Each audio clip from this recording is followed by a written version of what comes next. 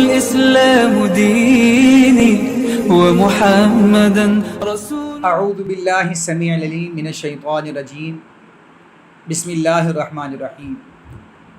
ناظرین، پرانے وقتوں میں جو سپاہی بادشاہ کا قرب خاص رکھتے تھے وہ اپنے آپ میں نہیں رہتے تھے، اپنی اوقات سے بڑھ کر لوگوں پر ظلم و ستم کیا کرتے تھے۔ کسی کو دھکا دیا، کسی کو مارا، کسی کو تھپڑ مار دیا، کسی کی زمین غصب کر لی۔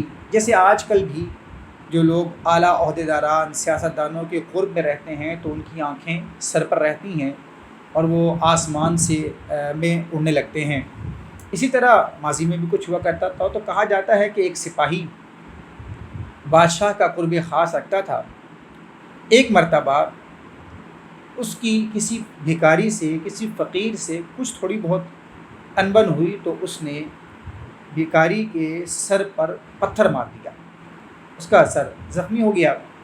تو فقیر نے اپنی حالت، اپنی کیفیت کو پہچانا اور اس سے الجھنے سے باز رہا، لیکن وہ پتھر اس نے اپنے پاس سنبھال کر رکھ لیا۔ اللہ کا کرنا ایسا ہوا کہ وہ بادشاہ جس سپاہی پر فخر کیا کرتا تھا، ایک مرتبہ وہ سپاہی جو بادشاہ کے قرب کے تفاخر کی بنا پر لوگوں پر ظلم و ستم کیا کرتا تھا، فقراء پر ظلم و ستم کیا کرتا تھا، انہیں تکلیفیں دیا کرتا تھا، اس بادشاہ کو سپاہی پر غصہ آ گیا۔ غصہ آیا، اس سپاہی سے کو غلطی ہوئی اور بادشاہ نے اسے بطور سزا کسی کنویں میں قید کروا دیا۔ فقیر کو پتہ لگا کہ بادشاہ نے فلاں سپاہی کو فلاں کنویں میں قید کر دیا ہے، تو فقیر وہی پتھر اٹھائے اس سپاہی کے پاس بدلہ لینے پہنچا اور اس نے کنویں میں جھانک کر اس سپاہی کو پتھر دے مارا۔ سپاہی نے اندر سے آواز لگائی، کون ہے؟ فقیر نے کہا، یاد کر میں وہی فقیر ہوں جس پر تو نے ظلم و ستم کیا تھا اور مجھے ایک پتھر مارا تھا۔ اس وقت میں چونکہ بدلہ لینے پر قادر نہیں تھا، لہذا میں نے یہ پتھر سنبھال کر رکھ لیا تھا، اور آج اللہ تبارک و تعالیٰ نے مجھے غالب اور تجھے مغلوب کیا ہے تو میں نے اپنا بدلہ لینے کے لیے یہ پتھر تجھے مارا ہے۔ ناظرین، یہاں سے پہلی اور بنیادی بات تو یہ سیکھنے کو ملی کہ ظلم کرنے والے کو بالآخر ظلم کا انجام بھگتنا پڑتا ہے۔ کبھی نہ کبھی تو اسے دنیا میں بھی اس ظلم و ستم کا جو نقصان ہے، خمیازہ ہے، خسارہ ہے، وہ اٹھانا پڑے گا۔ کہا جاتا ہے ایک بادشاہ نے کسی جگہ پر اپنا محل تیار کروایا، بڑا عالیشان محل تیار ہوا۔ جب محل تیار ہو گیا تو بادشاہ اس کے دورے پر پہنچا۔ اس نے ہر طرف سے دیکھا، اندر سے دیکھا، باہر سے دیکھا، بہت خوش ہوا۔ جیسی اس کی نگاہ محل کے ایک کونے پر پڑی، اس سے اندازہ ہوا کہ کسی غریب عورت نے وہاں پر جھونپڑی بنائی ہوئی ہے۔ اب بادشاہ کی شان کہ کہاں لائق کہ کسی غریب کی جھونپڑی اس کی محل کے قریب ہو۔ وہ غصے سے بولا، یہ کس کی جھونپڑی ہے؟ تو لوگوں نے کہا کہ حضرت فلاں غریب کی ہے، کیونکہ بیچاری بیوہ عورت ہے، اکیلی رہتی ہے، بڑھیا ہے۔ بادشاہ نے اپنے خادموں سے کہا کہ فوراً اس جھونپڑی کو یہاں سے گرا دو، اور سپاہیوں نے، خادمین نے، خدام نے اس کے حکم کی تعمیل کرتے ہوئے فوراً سے وہ جھونپڑی گرا دی۔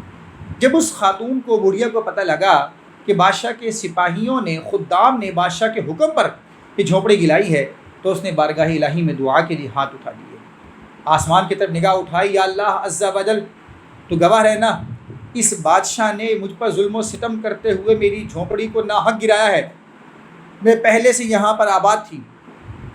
اللہ کی بارگاہ میں اس بڑھیا کی ندا سنی گئی اور فوراً اس کی دعا کا اثر دنیا میں ایسے ظاہر ہوا کہ مالک کائنات جل و تعالی نے جناب جبرائیل کو حکم فرمایا کہ جاؤ اور اس کی سارے محل کو، بادشاہ کے پورے محل کو اس کے مصاحبوں کے ساتھ ڈھا دو۔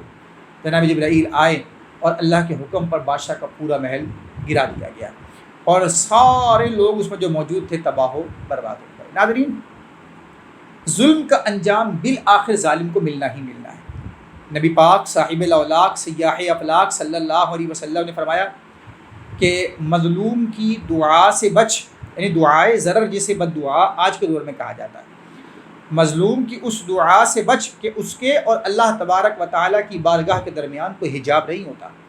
وہ یہاں سے دعا کرتا ہے، مالک کائنات جل و تعالیٰ کی بارگاہ میں سنی جاتی ہے۔ لہٰذا آج نچلی سطح پر ہم سب جائزہ لیں کہ کہیں ہم تو کسی پر ظلم نہیں کرتے۔ اچھا، ظلم پتہ کسے کہتے ہیں؟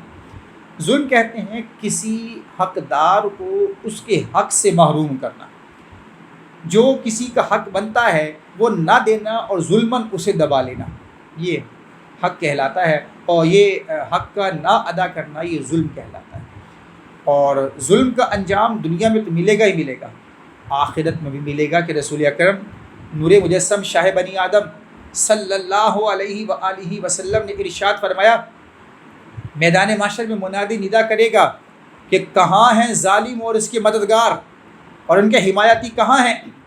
سب کو بلایا جائے گا، حتیٰ کہ ظالم کے آرڈر پر اس کی قلم کو تراشنے والے، اس کی سیاہی کو بنانے والے، اس میں سیاہی بھرنے والے، سب کو لوہے کے تابوت میں جمع کر کے جہنم میں پھینک دیا جائے گا۔ دنیا میں بھی انجام برا ہے، آخرت میں بھی انجام برا ہے۔ ناظرین، دوسری بات ہمیں اس بنیادی واقعے سے جو سننے کو ملی، جو سیکھنے کو ملی، وہ یہ تھی، جو کسی پر ظلم کرے تو اس مظلوم کو چاہیے انتقام لینے میں، بدلہ لینے میں جلدی نہ کرے، خاموشی سے انتظار کرے، اچھے وقت کا انتظار کرے۔ اللہ تبارک و تعالیٰ نے چاہا تو جو آج غالب ہے کبھی مغلوب ہوگا، اور پھر چاہیں تو اپنا کیس دائر کر کے اپنا بدلہ لے لیں۔ لیکن نبی پاک صاحب الاولاق سیاح افلاق صلی اللہ علیہ وسلم کی پوری مکی زندگی ہمیں اسی انتظار کی طرف دلالت کرتی ہے، یہی انتظار سکھاتی ہے کہ سرکار دو عالم صلی اللہ علیہ وسلم کو نعوذ باللہ من ذالک پتھر مار کے سرکار کی گستاخی کی گئی، لہو لہان کیا گیا، سرکار کی کو حالت نماز میں سرکار پر اوجھی ڈالی گئی، حضور جانے دو عالم صلی اللہ علیہ وسلم کو طائف کی گھاٹیوں میں قید کر دیا گیا، سرور کائنات صلی اللہ علیہ وسلم کا سوشل بائیکاٹ کیا گیا، مگر حضور جانے دو عالم صلی اللہ علیہ وسلم نے مناسب وقت کا انتظار فرمایا، خاموشی سے حکمت عملی کے ساتھ دین کا کام سر انجام دیتے رہے۔ اور پھر ایک وقت ایسا بھی آیا کہ جب مدینے میں ریاست مدینہ قائم ہوئی، سلطنت اسلامیہ قائم ہوئی، رحمت کونین صلی اللہ علیہ وسلم نے جنگ بدر میں علل اعلان اسلام کی شوکت، اسلام کی شان اور اسلام کی جرأت و بہادری کا اظہار فرمایا۔ وہاں پر ابو جہل جیسے کفار کو جب قتل کر دیا گیا، جب وہ سب قتل کر دیے گئے، سرکار دو عالم صلی اللہ علیہ وآلہ وسلم نے بدر کے کنویں میں انہیں پھینک دیا۔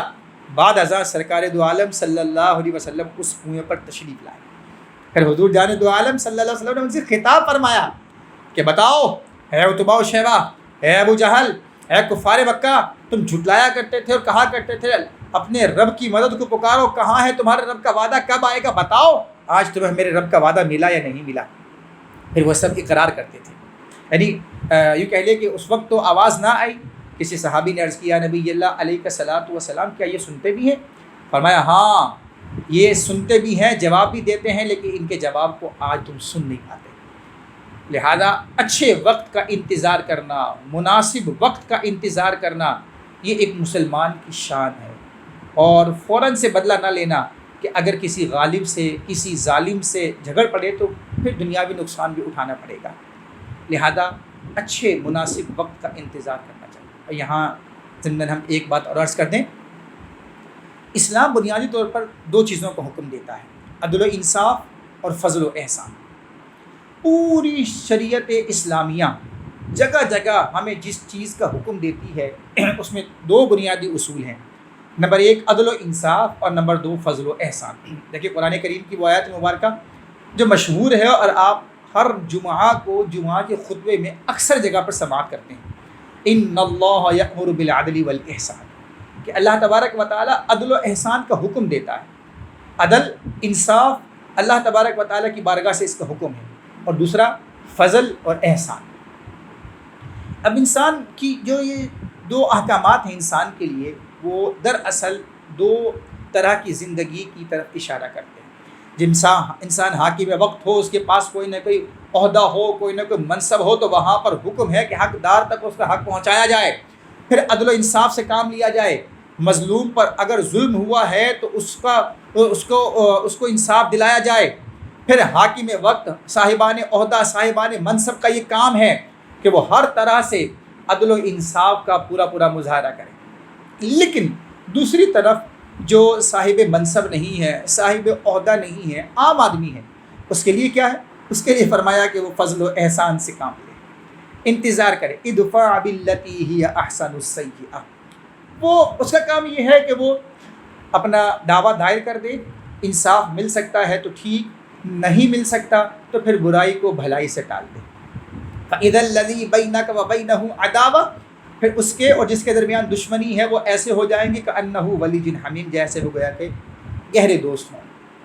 یعنی جب انسان نجی زندگی کو دیکھے تو وہاں صرف فضل و احسان سے کام لے، لیکن جہاں پر انسان کے پاس عہدہ ہو، منصب ہو، کوئی ذمہ داری ہو، پھر وہ عدل و انصاف سے کام لے گا۔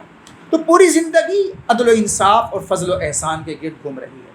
لہذا جب ہمارے پاس کوئی عہدہ ہے، کوئی منصب ہے، تو ہمیں جائزہ لینا ہوگا کہ ہم عدل و انصاف سے کام لے رہے ہیں یا نہیں۔ اگر عدل و انصاف سے کام لے رہے ہیں تو انشاءاللہ میدان محشر میں ہمیں عزت ملے گی، ہمیں میدان محشر میں اللہ رب العالمین کی بارگاہ سے نوازا جائے گا، اور دنیا میں ہمیں لوگوں کی عزتوں، لوگوں کی محبتوں سے نوازا جائے گا۔ لیکن اگر ہم یہاں ظلم کر رہے ہیں تو یہاں بھی رسوائی، یہاں پر بھی برے انجام، اور میدان محشر اور قبر میں برے انجام کا انتظار کرنا ہوگا۔ اور جہاں تک رہا نجی زندگی کا تعلق، تو اپنے نجی زندگی میں صرف فضل و احسان سے کام کیجیے۔ اگر کوئی ظلم کرتا بھی ہے، آپ معاف کرنا نہیں چاہتے، اللہ کی بارگاہ میں دعا کیجیے، اس کی بارگاہ میں رجوع کیجیے، اس کی بارگاہ میں ہاتھ اٹھا لیجیے، اس کی بارگاہ میں سجدہ ریز ہو جائیے، اور پھر اچھے وقت کا انتظار کیجیے۔